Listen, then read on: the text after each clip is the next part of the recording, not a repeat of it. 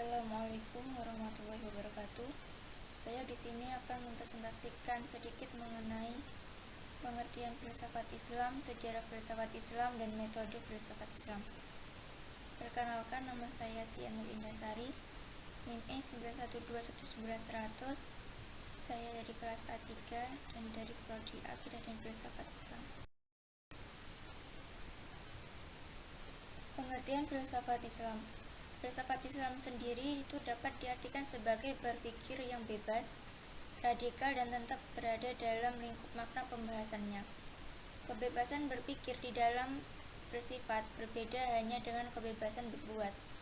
Berpikir itu bersifat kodrati, jadi sifatnya adalah bebas. Kebebasan dalam berpikir tidak boleh dibatasi dan harus dibiarkan berjalan secara semestinya. Dan maksud dari kata bebas di situ adalah tidak menghalangi pikiran bekerja dan dapat memilih apa saja yang dipikirkan oleh otaknya dengan baik tanpa ada paksaan atau halangan apapun.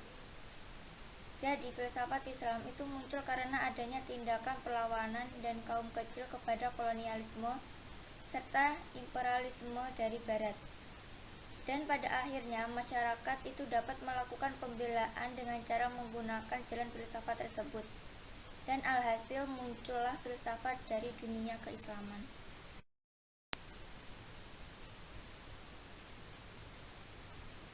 Sejarah persentuhan filsafat dan Islam. Sejarah perkembangan filsafat Islam dapat ditinjau dari beberapa sudut pandang tradisi intelektual barat. Kalau filsafat Islam dapat kelihatan dengan sekedar filsafat Yunani Alexandrian dalam baju Arab, ialah sebuah filsafat yang berperan satu-satunya ialah untuk menyerahkan segala unsur-unsur penting tertentu dengan warisan pada zaman kuno kepada barat dan pada abad pertengahan. Sedangkan kalau dilacak sampai ke akar historis filsafat Islam secara tepat, akurat, dan komprehensif, bukanlah suatu persoalan yang mudah.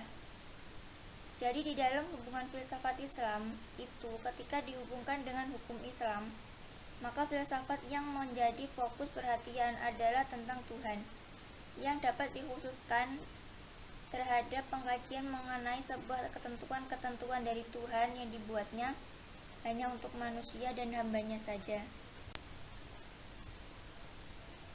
Jadi polemik seputar filsafat Islam itu di antara para ilmuwan telah terjadi perbedaan filsafat Islam, yakni apakah lebih layak disebut sebagai filsafat Islam, dan di antara salah satu penulis-penulis yang bernama Maurice de Woolf yang menamakan filsafat Arab di dalam bukunya yang berjudul Medieval atau Sejarah Filsafat Arab Pertengahan. Sementara itu, para penulis-penulis tersebut yang menggunakan istilah filsafat Islam merupakan seorang sarjana Jerman dalam persoalan keislaman, dan penulis juga mempunyai sebuah pasal dalam filsafat yang ada dalam ensiklopedia bukunya yang berjudul The History of Philosophy in Islam. Gautier dalam bukunya yang berjudul Introduction to la Philosophie atau pengantar studi tentang filsafat Islam, dan Karl de Vaux dalam bukunya yang berjudul Les Pêcheurs de Islam atau tokoh-tokoh filosofi Arab yang ditentang oleh orang-orang India juga. Jadi polemik seputar filsafat Islam ini tidak hanya ada di Arab, tetapi juga terdapat di Mesir, Persia, Andalusia, dan di Tengah. Di dalam pemikiran filsafat tersebut tidak hanya sekadar dituangkan ke dalam bahasa Arab saja, melainkan juga ada di dalam bahasa Persia dan sebagainya. Dan filsafat Islam juga itu dapat tumbuh dari berbagai kebutuhan intelektual internal seluruh umat Islam klasik yang dapat menguraikan sebuah wacana-wacana filosofis. Dan pada dasarnya filsafat tersebut juga dapat menekankan perhatian terhadap kepentingan untuk memperkokoh sendi-sendi mengungkap semua dasar-dasar filsafatnya agar dapat menumbuhkan dan membentuk suatu pemikiran keagamaan secara teologis.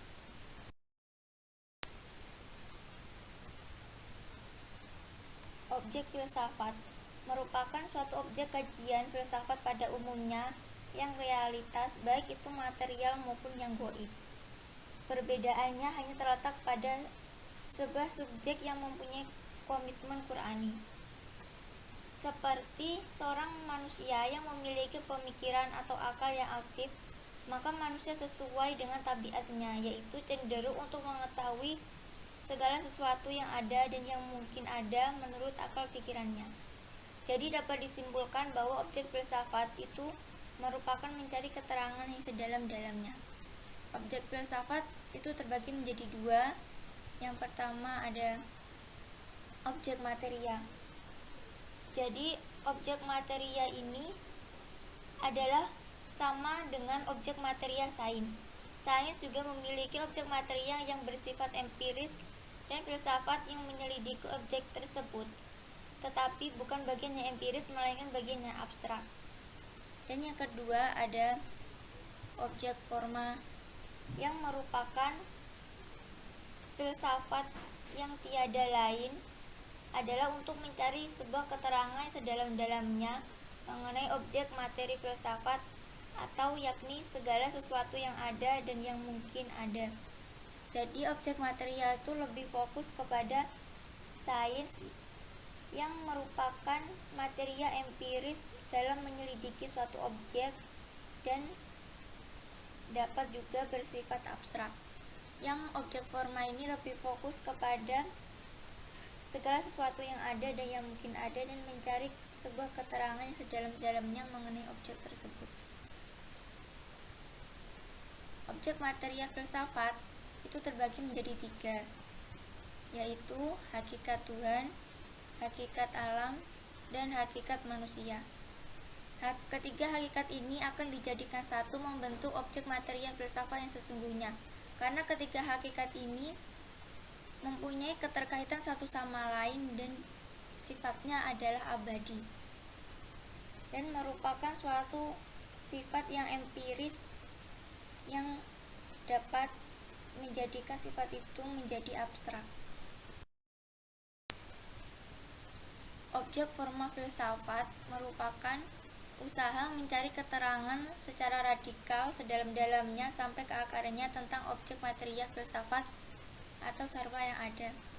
Jadi objek forma filsafat ini tuh lebih cenderung kepada mencari keterangan secara radikal atau sedalamnya untuk membuktikan bahwa objek forma dalam filsafat itu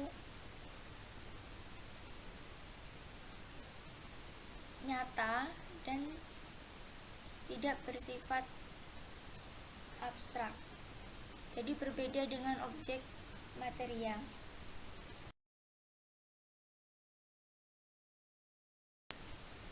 Sekian, terima kasih presentasi dari saya. Apabila ada banyak kekurangan dalam pembuatan video presentasi, saya minta maafnya sebesar-besarnya. Dan semoga video saya dapat bermanfaat bagi Anda semua. Wassalamualaikum warahmatullahi wabarakatuh.